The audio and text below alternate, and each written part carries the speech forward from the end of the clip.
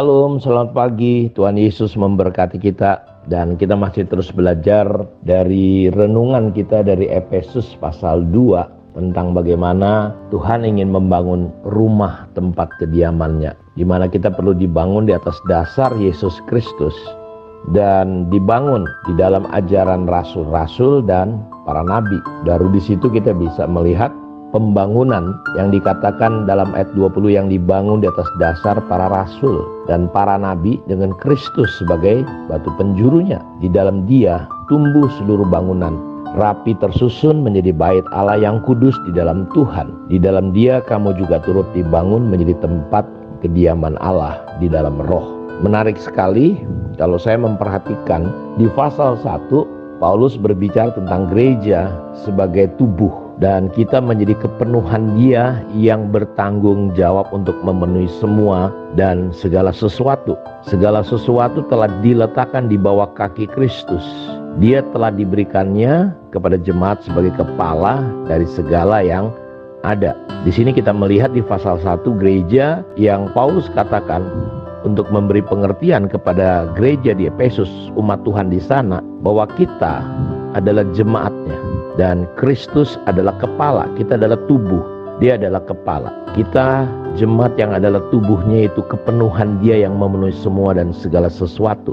Dan di ayat-ayat sebelumnya kita tahu bahwa dasar daripada untuk memahami gereja yang adalah kepenuhan Dia itu dibutuhkan pewahyuan, dibutuhkan pengenalan, sehingga kita bisa melihat rahasia panggilan Tuhan dalam hidup kita. Dan di pasal yang kedua, di sini kita melihat bahwa Rasul Paulus mendasari surat ini mengingatkan kita untuk bisa memahami pasal 2 ayat yang 20, 21, 22 itu adalah dimulai dengan dia mengingatkan bahwa kita semua ini sebenarnya adalah orang-orang berdosa yang sudah mati karena pelanggaran-pelanggaran kita. Di pasal 1 untuk menjadi sebuah gereja kepenuhannya, kita memahami prinsip itu, kita butuh roh hikmat dan wahyu.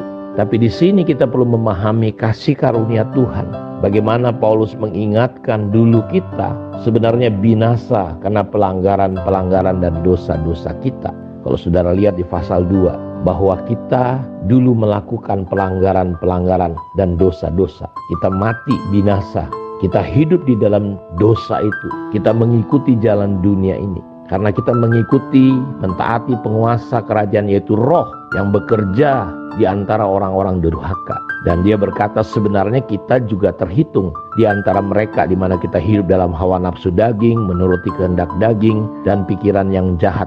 Jadi pada dasarnya kita semua adalah orang-orang yang harus dimurkai. Jadi di pasal kedua ini, sebelum dia berbicara tentang gereja yang adalah bait Allah, di mana kita dibangun menjadi tempat kediaman Roh Allah ada di dalamnya, kita perlu memahami prinsip ini. Siapa diri kita? Jadi saudara harus bisa melihat kemurahan dan anugerahnya, sehingga kita bisa dibangun, bisa sampai kepada level titik gereja yang Tuhan mau. Karena hari ini terus terang orang-orang banyak menghabiskan cerita, kata, energi, kekuatan, uang untuk satu kata yang bernama gereja. Pertanyaannya, apakah gereja layak disebut gereja hari ini kalau melihat kondisi gereja hari-hari ini?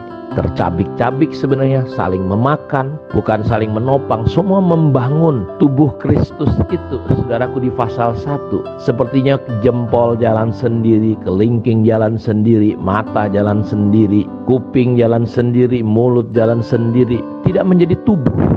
Semua orang bercerita, berkata bahwa kita harus saling mengasihi, gereja harus saling mengasihi. Tetapi pada realitanya kita melihat kebenaran Tuhan. Makanya hati-hati dengan kesesatan yang terjadi, dengan euforia di dalam gereja tanpa diajar kebenaran.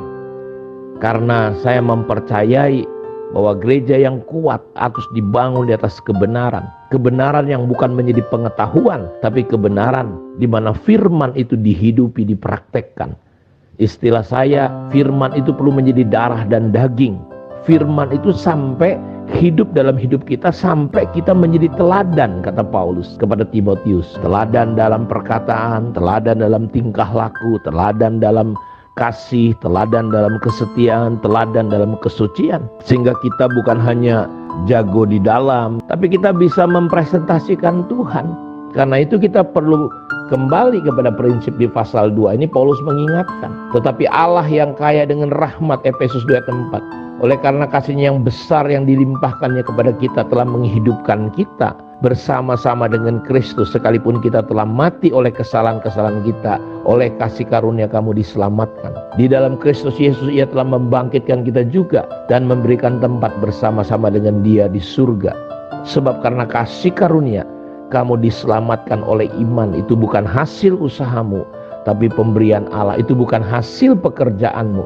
Jangan ada orang yang memegahkan diri, karena kita dibuatan Allah, diciptakan dalam Kristus Yesus untuk melakukan pekerjaan baik yang dipersiapkan Allah sebelumnya. Ia mau supaya kita hidup di dalamnya. Dan kerangka berpikir ini yang Paulus tanamkan kepada jemaat di Efesus sebelum kita masuk di dalam ayat-ayat selanjutnya, sehingga kita disebut katanya dulu sebagai orang-orang bukan Yahudi menurut daging yang disebut orang tak bersunat oleh mereka yang menamai dirinya sunat, yaitu sunat lahiriah yang dikerjakan tangan manusia. Bahwa waktu itu kamu tanpa Kristus tidak termasuk kewargaan Israel dan tidak mendapat bagian dalam ketentuan-ketentuan yang dijanjikan tanpa pengharapan, tanpa Allah di dalam dunia. Tapi sekarang di dalam Yesus, kamu yang dahulu jauh sudah menjadi dekat oleh darah Kristus. Saudara lihat, untuk memahami dan menjadikan kita, membangun kita menjadi sebuah gereja di mana kita bisa dibangun dengan pengajaran rasul-rasul dan nabi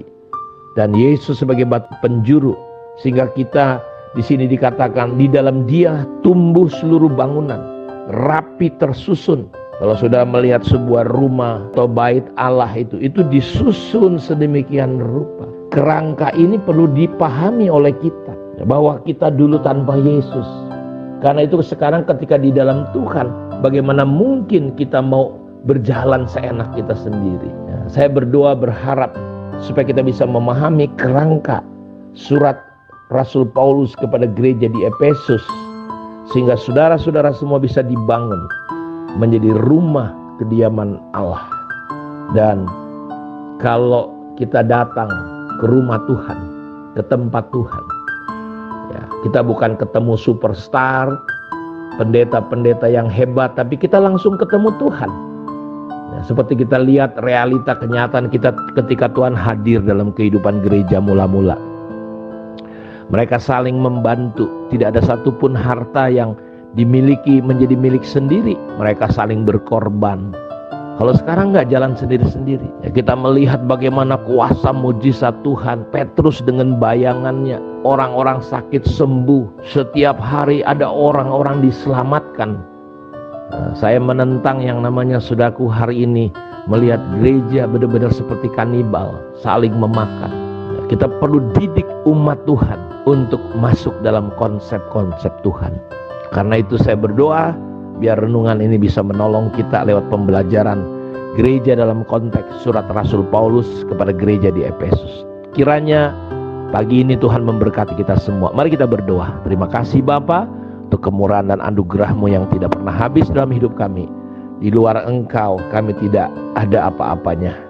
Kami tidak punya pengharapan, tapi kami bersyukur di dalam Kristus kami diampuni, kami disucikan, kami ditebus oleh darah-Mu, dan kami sedang dipersiapkan, dibangun untuk menjadi rumah tempat kediaman-Mu, rapi tersusun, dibangun di atas dasar ajaran rasul dan para nabi, dan Kristus sebagai batu penjuru. Terpujilah Engkau Tuhan, di dalam nama Yesus kami berdoa. Amin. Tuhan memberkati kita semua. Shalom.